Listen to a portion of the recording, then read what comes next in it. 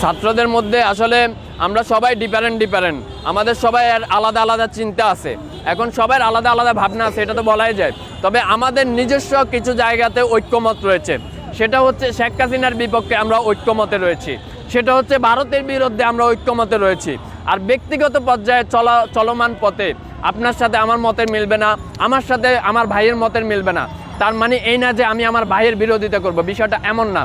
কিছু জায়গায় আমরা একদম একমত, আমরা ঐক্য ধরে রেখেছি, সেটা হচ্ছে ভারতের বিপক্ষে এই বাংলাদেশের ছাত্র জনতা ঐক্য রয়েছে, একমত রয়েছে, এবং আওয়ামী লীগের বিপক্ষে শেখ হাসিনার বিপক্ষে আমাদের ঐক্য রয়েছে। সুতরাং যতই হুমকি দেখ, হতে পারে তারা আমাদেরকে ক্ষতি করতে পারবে, কিন্তু যতই হুমকি দেখ, দিন শেষে তাদেরকেই এ দেশ থেকে বিতাড়িত হতে হবে। ওই জায়গাটা হোল্ড করার আপনার দরকার নেই। আরে ভাই, দেশ আমাদের উপদেষ্টা, উনি একজন ইউরোপিয়ান মেন্টালিটি, উনি একজন আমেরিকান মেন্টালিটি, তা আপনারা একটা আমেরিকান মেন্টালিটি চর্চা করেন, সমস্যা তো নাই। আপনার বিরুদ্ধে যখন একটা প্রশ্ন উঠছে, হয়তো ওই প্রশ্নটা একটা স্বাধীন তদন্ত করান, না হলে আপনি ওই পজিশনটাকে ছেড়ে দেন।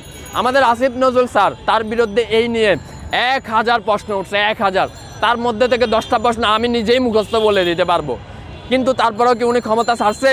উনি কি নিজেকে সঠিক প্রমাণ করার জন্য কোনো তদন্ত করছে? আরে ভাই, লন্ডনের প্রধানমন্ত্রী মদ খাইছে, তার নিয়োগ করা পুলিশ তার বিরুদ্ধে চার্জশিট দিছে, আর তাকে ক্ষমতা ছাড়তে হয়েছে, সে পদত্যাগ করছে। কেননা একজন লন্ডনের প্রধানমন্ত্রী, তিনি মদের পার্টি করেছে, আর ওই দেশের পুলিশ তাকে $25,000 জরিমানা করছে। এটার কারণে সে হচ্ছে পদত্যাগ করে দিয়েছে। লজ্জায় আপনাদের লজ্জা কবে হবে ভাই? আপনাদের বিরুদ্ধে হাজার কোশ্চান ওঠার পরেও আপনারা পজিশন হোল্ড করে আছেন।